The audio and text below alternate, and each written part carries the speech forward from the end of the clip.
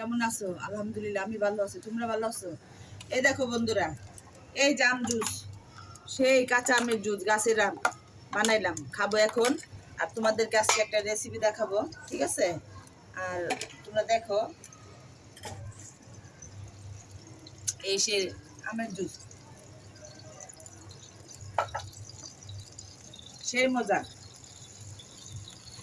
ঠান্ডার জন্য উপকার আছে এই যে এই জুসটা।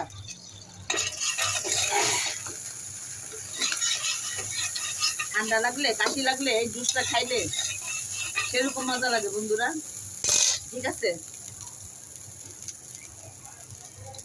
ঠান্ডার অনেক উপকার এই আমের জুসটা। মরিচ দিছি, লবণ দিছি, কাঁচা আম দিয়ে ব্লেন্ডার করলাম, তেল দিয়ে দিলাম, মা সেই মজা লাগে জুসটা। আবারও দেখে এই যে আপনারও খান বানায়, ঠান্ডার জন্য অনেক উপকার। আমার ঠান্ডা লাগছে তো, তাই আমি এটা এই আমের জুসটা বানাই খাইলাম। আর এই যে মুরগিটা ভাজতেছি, ঠিক আছে? দেখেন আপনারা, ভালো মন্দ সবাই খাওয়াইয়া কোনো লাভ নাই। ছেলে মেয়ে মনে করেন এত কষ্ট করে মানুষ করি আমরা, ছেলে মেয়ের কষ্ট আর সহ্য করতে পারি না। কারণ 10 মাস পেটে রাখি, 10 মাস পরে মাটিতে পড়ে পয়রা বড় হয়, পেশাব পায়খানা পরিষ্কার করে বড় করে রাখা, সে ছেলে মেয়ে বাপমার মনে অনেক কষ্ট দেয়, অনেক দুঃখ দেয়। কারণ মনে করে ওরা এখন বড় হয়ে গেছে না। তাই হোক বন্ধুরা, সবাইকে বলি, ভুল হলে মাফ করে দিয়েন।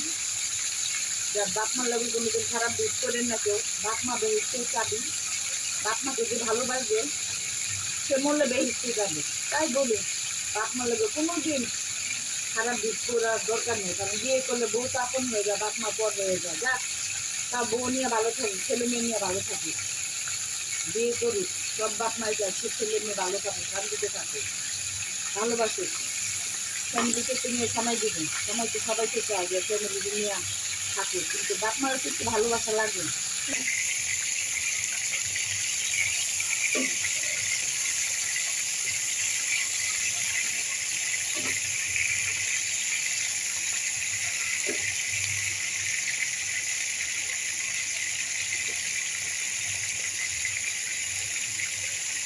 আমের জুসটা অনেক মজা, ঠান্ডার জন্য অনেক উপকার।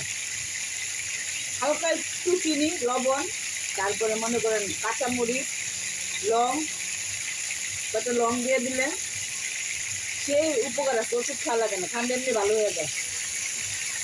আমের জুসটা এত ভালো।